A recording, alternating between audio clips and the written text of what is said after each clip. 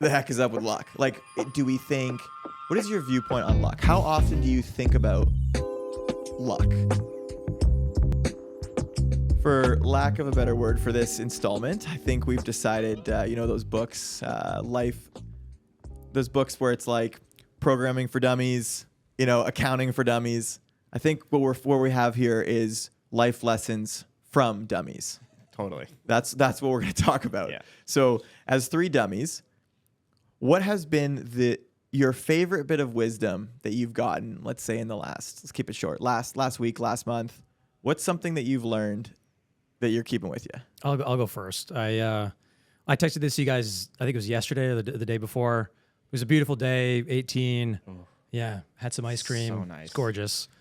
And had been through a tough stretch at work. We finally got through it. And I realized in a life lesson that took me a long time to embody, but it's that life is abundant. Mm-hmm. It's abundant for those who try. It's abundant for those who put themselves out there, try to create something different. But you got to try. You got to be a doer. It's abundant for those that have the positivity and want to try their best to make something different of themselves or of life. It will reflect back what you put into it. And so for me, it was easy to try to get in this mode of, oh, well, woe is me, and I'm trying so hard to affect all this change. And, totally. And, I can kind of sit back and just let it wash over you, or you can try and put yourself out there. And yeah, you might look silly and it might be really hard, but you just got to keep going and have the resilience and do it.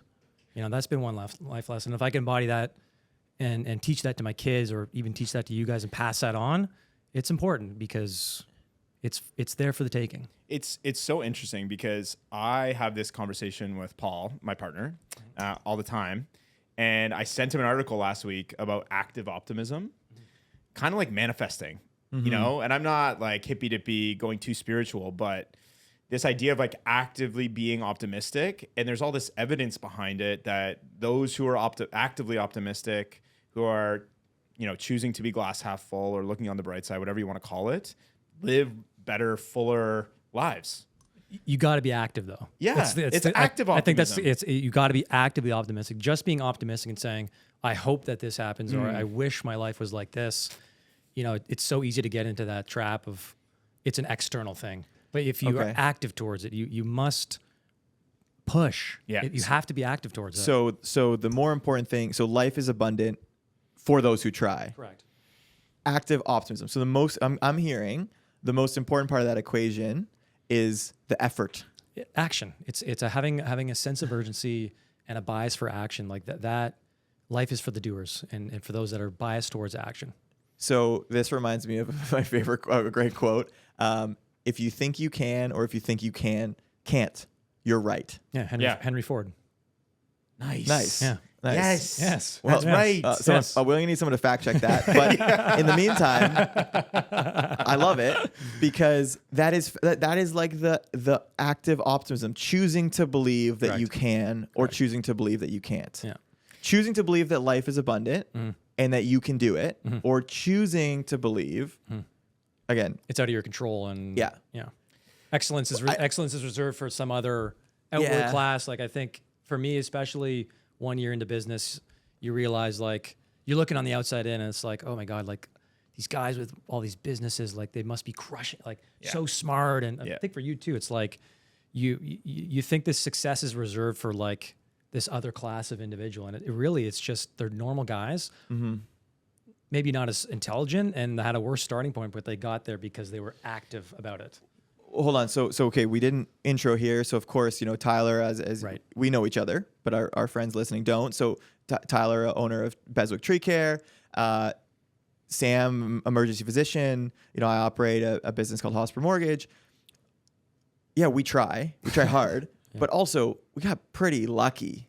For sure. So how do you square we're here because we tried and because we're optimistic, or we're doing this podcast because we got lucky? Totally. I was going to say that. I was like, I can imagine someone at home watching this being like, okay, For sure. these three guys. Yeah, 3 dummies. Yeah, these three absolute dummies telling me that if I just try, Yes. everything will be good. Right. So let's talk about that. So I think Let's talk about it's definitely important. You have to be you have to try. You have to put the effort in. I think also it's like in those moments in life where things are really hard, recognizing that or having faith and doing things to make it better. I don't know. I think that like always recognizing that if you put the time in or if you stay optimistic and you're actively doing things to make it better, that it will get better. I don't know. I think it's a frame of mind. I don't know. I hear what you're saying. I could see how someone would look at us and say, these guys were born on like second base. They're rounding third and talking about how this is, we crushed it. It's like, we did. But I don't know. I just, we're in such an abundant time. Like we have access to the internet. Like I get things are tough right now, but I think upward income mobility, I think objectively has never been higher. I just think I think objectively speaking, it's there for the taking, but I hear it. So without getting like philosophical, without talking about, any kind of, let's talk about luck. Let's just keep talking about luck. What the heck is up with luck? Like, what is your viewpoint on luck? How often do you think about luck? I think you can engineer luck. I think again, the more you do, the more you try, the more you expand your surface area, the greater your odds of bumping into luck. Like I think you can create luck. What is luck? Like is luck? I don't know. Great question. What is luck? What That's is what luck? I was trying to ask like, you. What is luck? What is luck? I don't know. I think that I think luck is, it's kind of like, I think about it like genetics. Okay. There's like the nature versus nurture debate. Sure. So I think that I'm a big believer in nature. Like you're born a certain way, and then luck I think would come into play as like the nurture. So you're born on second base, but your luck or the amount of effort you put in or how you're nurtured or whatever, there's 2 standard deviations. So you could end up back on first because for whatever reason, or you could end up rounding home. So born on second base, we use that expression. We're talking about being born in Canada. Yes. Parents that that are involved in our lives. Yeah. Having higher education. Having education. And graduating. I think we all graduated without debt, and that's huge. Graduating without debt. Crazy. That's huge. Crazy. All of these things. Right. Oh my God, right, that right, is huge. right. We're all white. Right. Well, not to, yeah. Yeah. So like, Right, but all of these things being not a minority is a privilege for sure. 100%. Yeah. I think that there's there's an element to just kind of taking stock of that. But I still don't know what is luck. What is luck? Everyone talks about luck in sports. They say, "Oh, what a lucky shot." Well, he took shot the it. shot. He took it. the shot. Yeah. So maybe luck is, the harder you work, the more cards you get dealt. Well, what do they say? They say luck is where preparedness and hard work intersect, right? Who said that? Henry Ford's son. No, Henry Ford said Enzo Ferrari. Yeah, exactly. But yeah, I'd like to a third-party observer, we might be lucky, but to us, it is truly the intersection of hard work and preparedness. I mean, I think we would all agree that we have been lucky, but that we work hard. We talk about that a lot. We do work it's hard. Interesting. Well, certainly, I believe that. I see how hard you guys both work. I think that it's interesting that the harder you work, it doesn't guarantee the outcome. But it's like you get more pulls on the slot machine. Yeah. The surface area pull it is once. expanding. Some people pull it once, and they hit sevens, right? Yeah. They hit the lottery. Their first idea works, or their first whatever. Yeah. Inherit. But I don't know whatever we're talking about. But here we're talking about the more times you put a hard day's work in, the more pulls at the slot machine. Yeah. Engineered luck. That's engineered luck. Right? Okay. Preparedness and hard work. Okay. The surface area. Yeah. So if we pivot from luck, let's talk about. I still like to stick with the theme of life lessons, right? What has been a lesson that I'm going to start with the first part of this question. What's a lesson you got from your dad?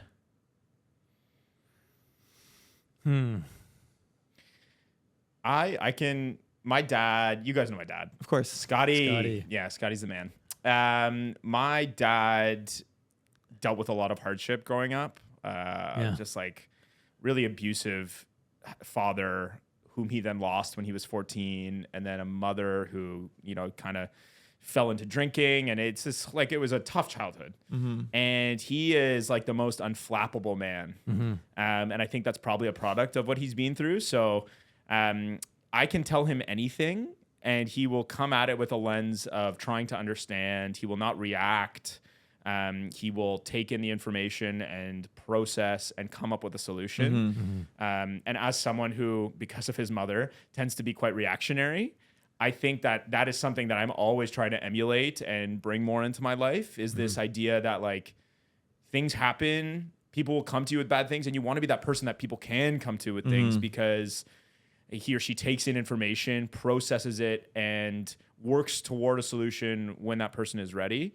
Like I know if I don't know, if something terrible happened in my life, or if I made a terrible mistake, I could go to my dad without feeling judged, and he would work with me to figure something out. So I don't know if that's a lesson, but more something like I see in my dad that I want to emulate. Well, you want to take it. The whole point of this is like, what did you see that you want to take? Yeah, that. Spoiler alert. The next part of the question is what do we want to give? But I want to hear Ty. Yeah. I want to hear. Yeah, as you say that, I'd say resilience and tenacity from my dad. Yeah, also unfortunate circumstances growing up. Right? Yeah, I've never met my grandfather. He left my grandmother and my dad, and he's got no interest in meeting him. It's kind of interesting. He just kind of glosses over it. Yeah. But he also had an unfortunate upbringing. He was a screw up and was headed on one path, and found his way to accounting, and not necessarily what he wanted, but it was something that he had to do, and he did it well. Yeah, he did well, and he scraped his pennies. Like he's done extremely well, and just the resilience to be a total. He would agree with this. Be a total screw up.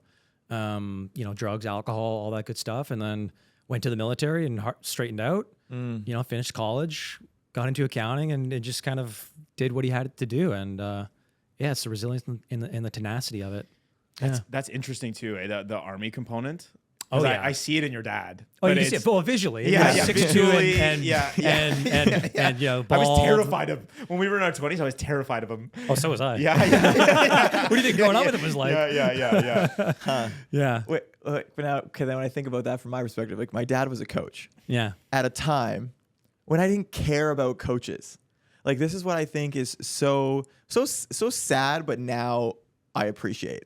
Like I'm at the point where I pay people actively to coach me as an adult. Right. Like I want to get golf lessons and squash lessons and I've done chess lessons, like all these hobbies I care about so much that I'm willing to pay somebody. And I was growing up with a basketball coach, a guy that taught every sport. And I didn't want to hear any of it. No. Yeah. That's childhood though.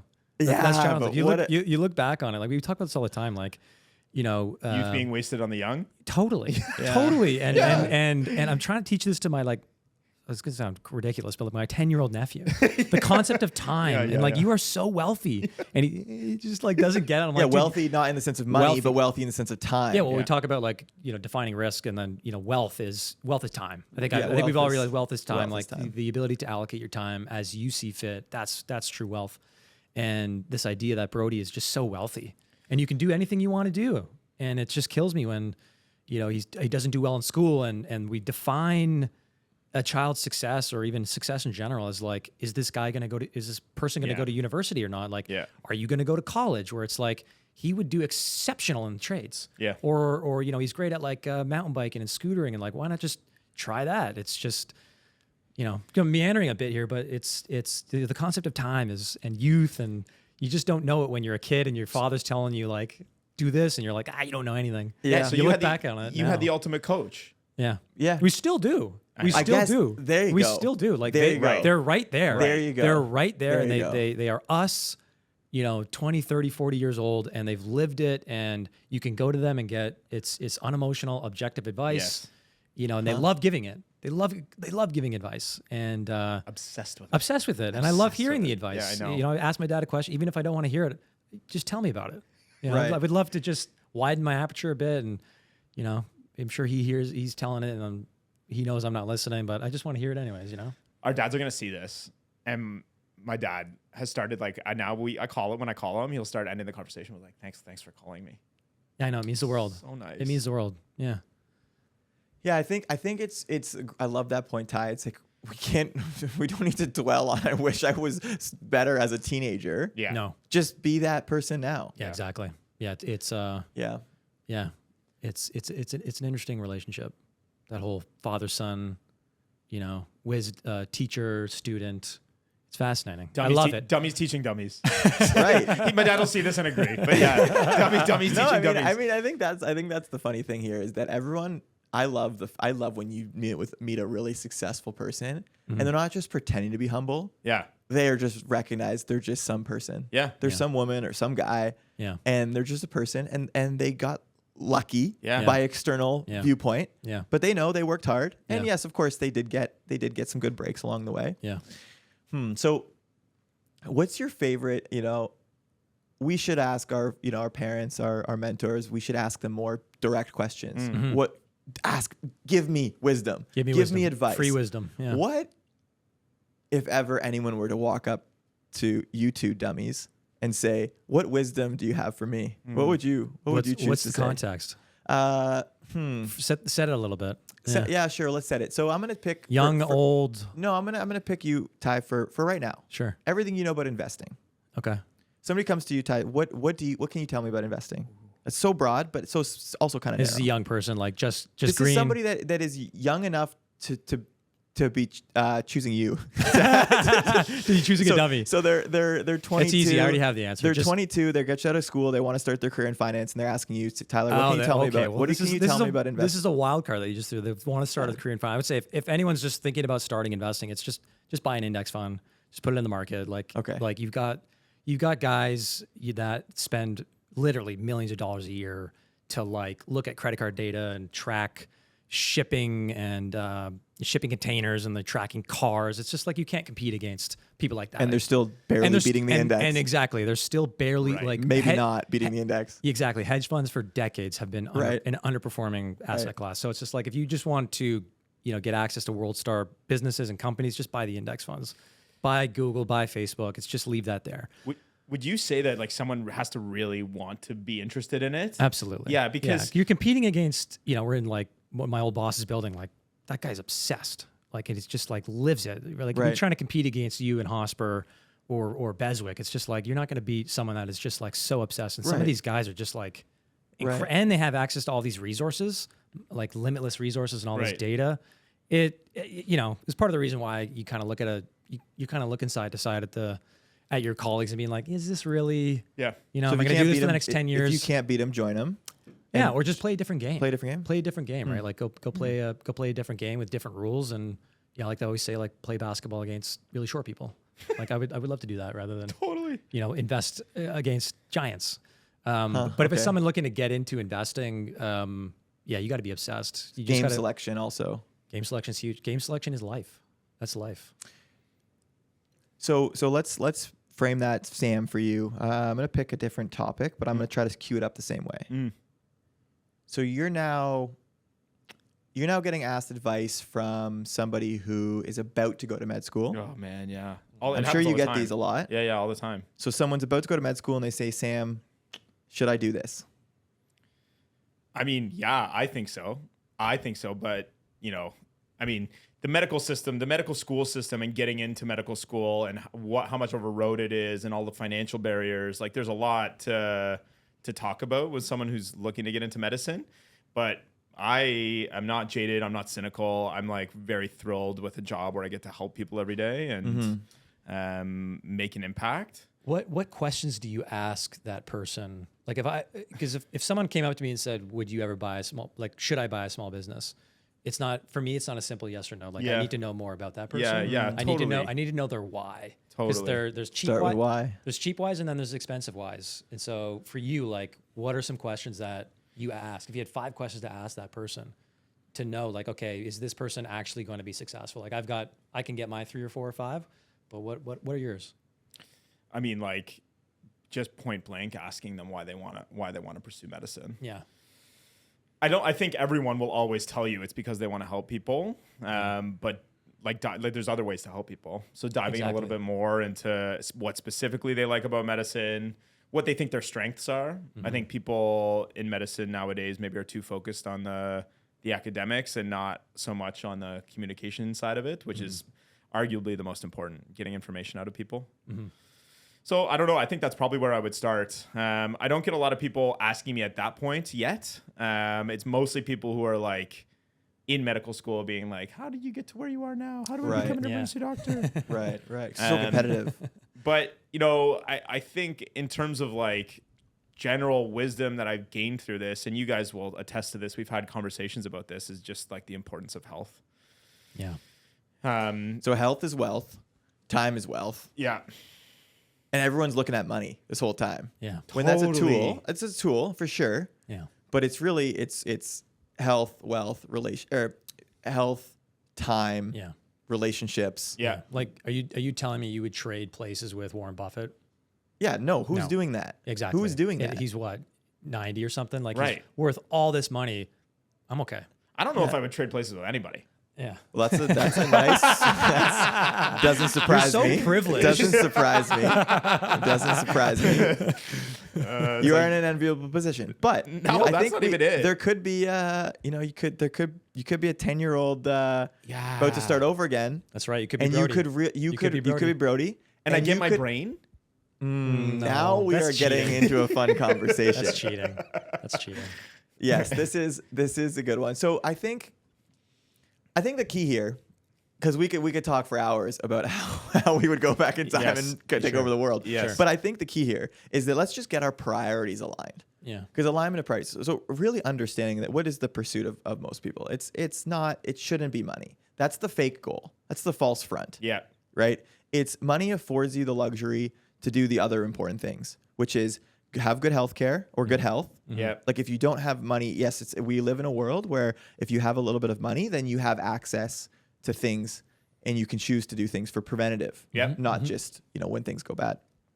You have time because you can afford luxuries that actually give you back some time and freedom. And then Or you choose a career that, allows you to live the life you want to live with your, like the amount of free time you have.